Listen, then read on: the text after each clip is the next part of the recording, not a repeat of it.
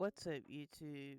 It's your Cryptid Juno, and today we're going to be talking and drawing about Final Space. If you don't know what that is, and if you watched my two shorts and you keep hearing me say Final Space, the graphic novel, the final chapter, and you're like, Juno, what the hell are you talking about? You've been talking about this and I still don't know what you're talking about.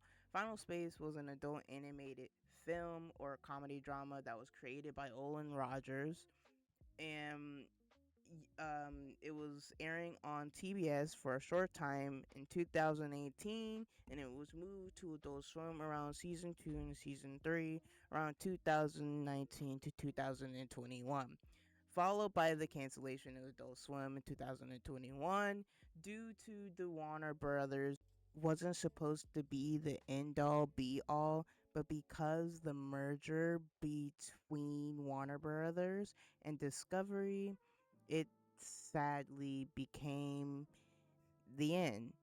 That was until I think it was 2023 he announced that Space was going to be in a have its final ending in a graphic novel, the final chapter. I already made two shorts about this, which I think I said earlier, like literally a minute earlier, and I will go over the book a little bit later, either in this video or a completely different video, depending on how long I take covering each season and what I the when I go over the general basis and how I feel about the show and the graphic novel.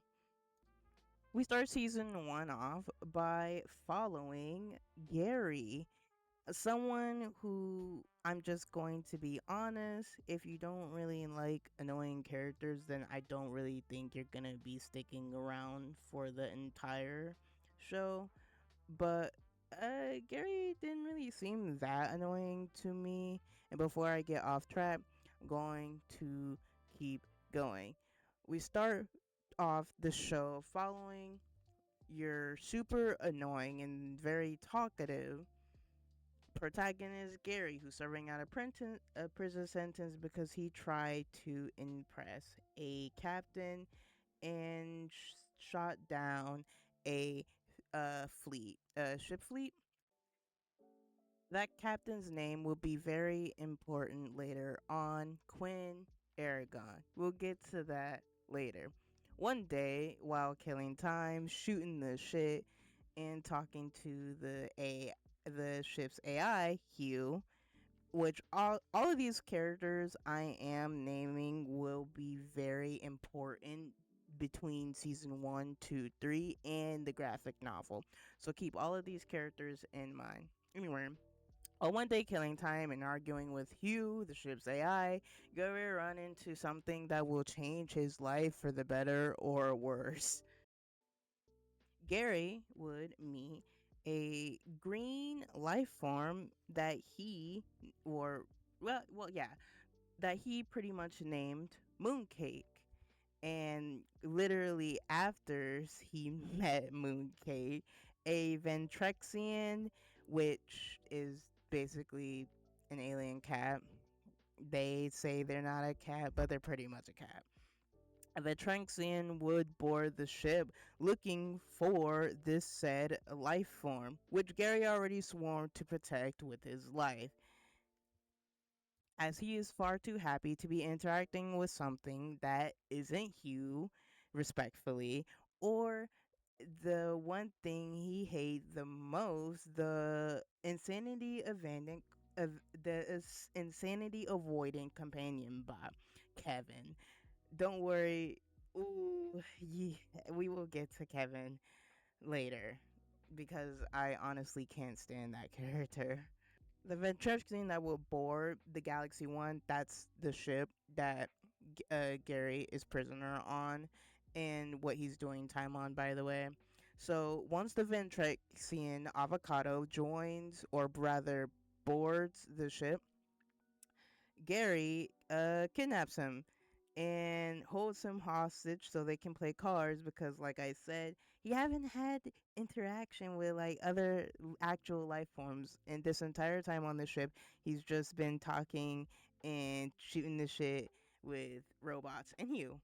So he's more than happy to have Mooncake and this Ventrexian aboard, which Avocado makes it very clear that Mooncake isn't a toy, Mooncake isn't a friend, Mooncake is a planet destroying weapon, which Gary really didn't believe and even started laughing in Avocado's face about it. And after Avocado proved that, or rather was saying that he was serious, Gary still didn't believe him nor released him.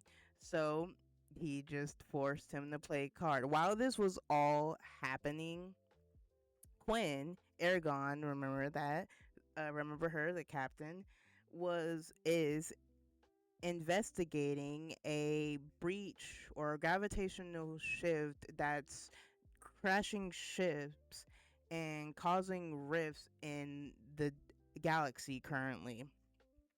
As well as this is going on, the main antagonist of all three seasons and even of the book is currently holding Avocado's son for hostage.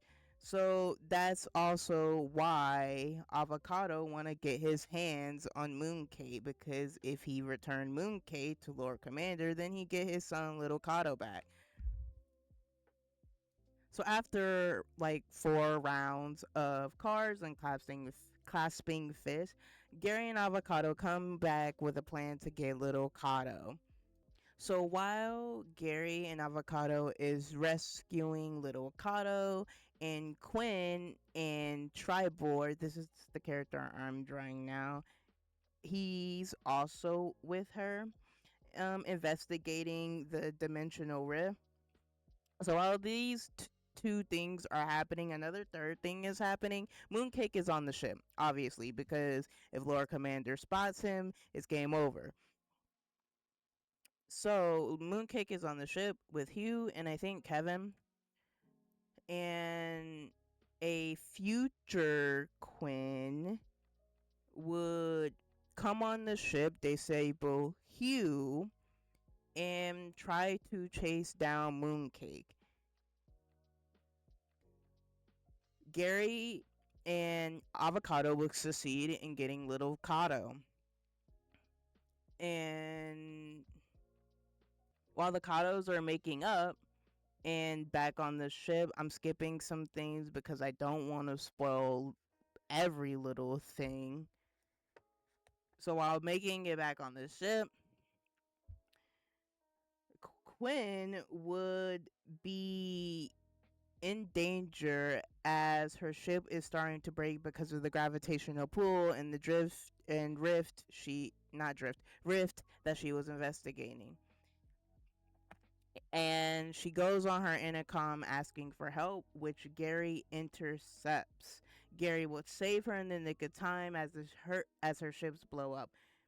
However, sadly, while Little Cato and Avocado was reuniting, Lord Commander placed a bomb onto Little Cato's back, and with little time to spare, Avocado decided to make the ultimate sacrifice and sacrifice his life for her son.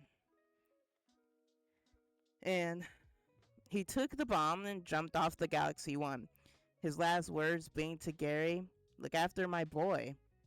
This was supposed to be a comedy drama. I just want everyone to remember that. Just really want to say how upsetting it was that the Katos were only reunited for literal mere minutes before Avocado had to be taken away for his son. Again, brief moments, I'm going to gloss over some bits and pieces here. Other than I will note one, there's a new character named Nightfall. Two, Nightfall is revealed that, or rather revealed to Gary that she's just Quinn from the future, aka his crush. Three, Nightfall is here to save everything and save the universe. And in order to do that, she needs Mooncake, so she's looking for Mooncake to kill him. Four, little Kato, hearing that Nightfall is from the future, decides to try to take the ship with Kevin to see if he could get his dad back. Time shenanigans ensues, and things go from bad to so much worse as Quinn and Gary have to go and save Lil Kato from the ship that's about to explode because I think he entered a code run and the ship was about to self destruct. Glossing over some more stuff because again, I really want you guys to watch this show, all three seasons, and read the graphic novel. It's just so good. Like, even you have to get through some of the annoying bits of the characters, guys. The story is so good. I'm serious. Like, after some stuff hit the fan, I locked in. Anyway, so the team squad, that's the name this Gary and them decided to go with. The team squad decided to make a plan to reach Bolo. Bolo was a Titan who helped defeat other Titans when they became mad by Invictus. Who is Invictus? Invictus is also an antagonist of season 2, I want to say, and no, season 3. Yeah, season 2. The last part of season 2, season 3, and a big chunk of the graphic novel. Invictus is kind of like in-game character, so the Lich. He's pretty much like the Lich, honestly. Anyway, so the team squad decides to make a plan and go to Bolo, who is trapped in a trans-dimensional cube, as that was his punishment for being a traitor to Invictus and the other Titans. While they finally get to reach Bolo by flying into a star at a certain right, no, life floating into a star at a certain time, and they would be able to reach to Bolo by getting inside or talking to him inside his mind. And we finally get to meet Gary's dad, and sadly, Gary's dad passed away trying to close that same interdimensional breach that the team squad is currently trying to close right now. The same breach that Quinn almost died trying to figure out what the hell is going on. Gary's dad, John, closing the breach many years ago in one of the most heart-wrenching scenes. Final Space really have a way of just really drawing me to this show. This comedy was far more than a comedy. That joking, annoying character from the beginning was gone. And this show really kicked into high gear, and we truly get just one of the best scenes in this season, which was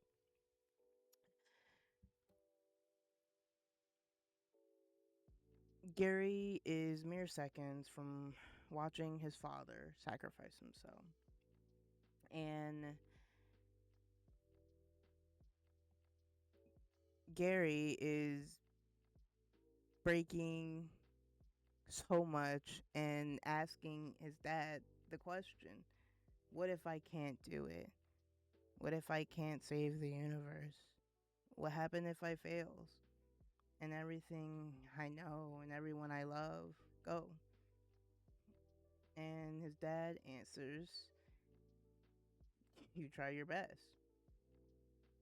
And Gary, tears falling down his eyes, breaking down more, asks, what if my best isn't good enough? And his dad truthfully says, it's good enough for me. And I just love that scene so much.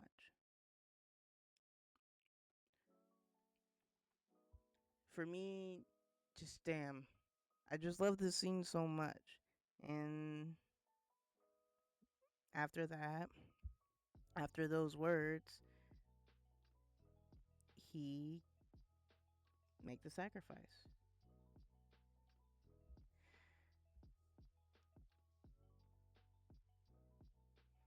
So remember when this was a comedy? So the crew now knows the method to closing the breach, and they only need to find the last antimatter bomb to do it. Luckily, they know where it is.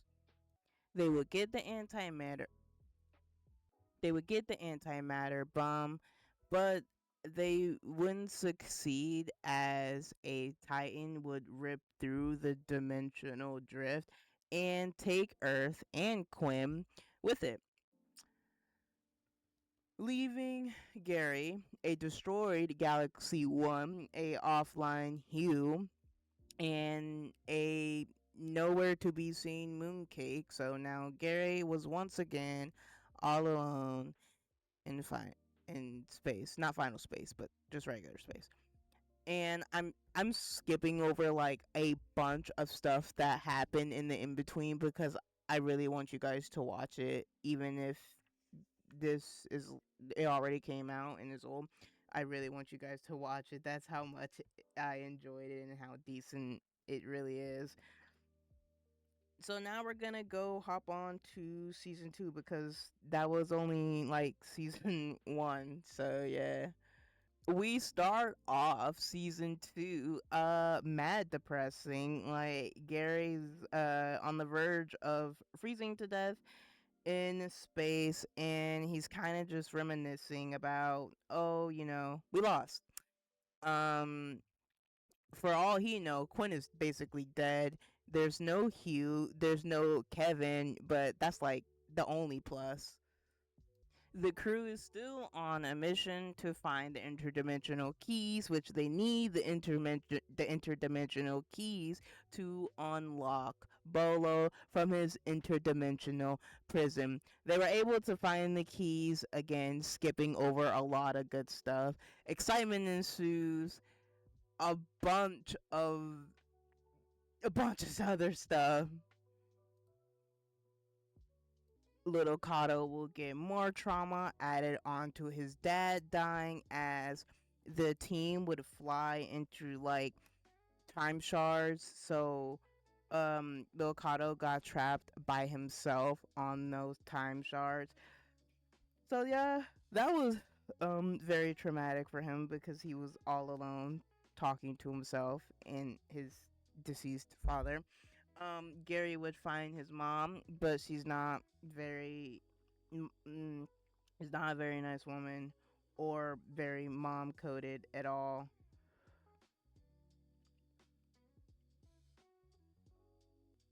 Mooncake is back, so that's nice.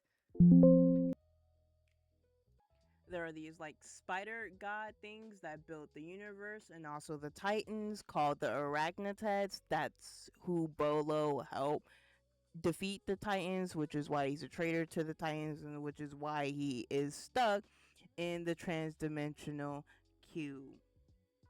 So the queue travels 3 years into the past to find another dimensional key, and it turns out, most importantly, they get to have a chance to get Avocado back from booming himself to save his son. So they do that. However, Avocado don't have his memories. Quinn is also alive, just stuck in final space. Avocado would take Gary to this place where he can drink some fluid to get into final space to reach Quinn. However, this would cause Invictus, as Quinn was trying to warn him, this would cause Invictus to kind of find a way to possess Gary, which then it would possess Avocado, and once and Little Cado will have to attack Avocado, or Little Cado will have to attack Avocado, and once again, Avocado would go away. He's not dead, but he will like disappear or fade into the ground as Invictus possess him. Cheryl shows up because of Clarence. Clarence have a crush on her and was flirting with her, and she takes the key. So now they're one key short. Or wait, I don't think they had that many keys to begin with. But anyway, she takes the key because if she get the keys, she think a Titan will help her get to hate her husband who passed away. The team will pursue Cheryl. Gary and Nightfall will take her down physically, and while Gary have an emotional one-on-one with her.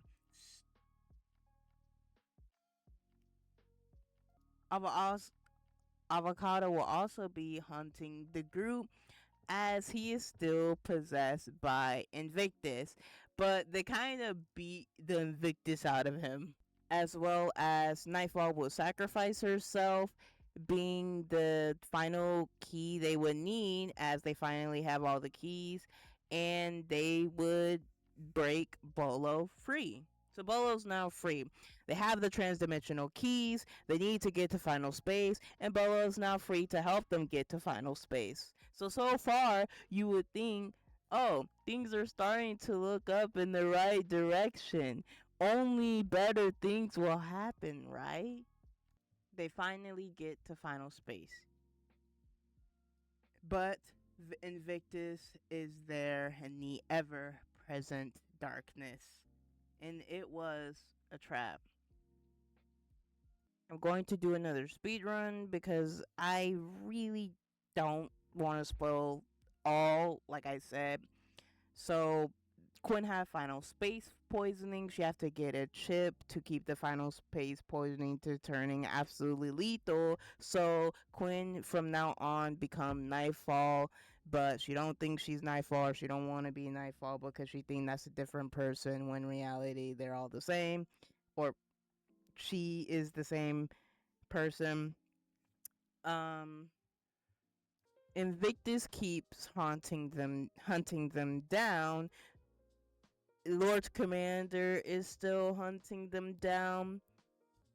Fox would get possessed.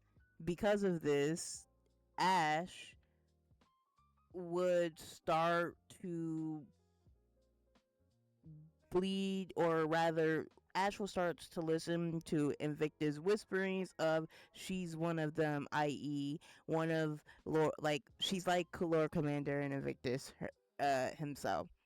I'm not even joking when I say so much happened in between that and everything else. But I'm gonna skip all of that because again, for have I said in all of this video, guys, please watch this show. Like honestly.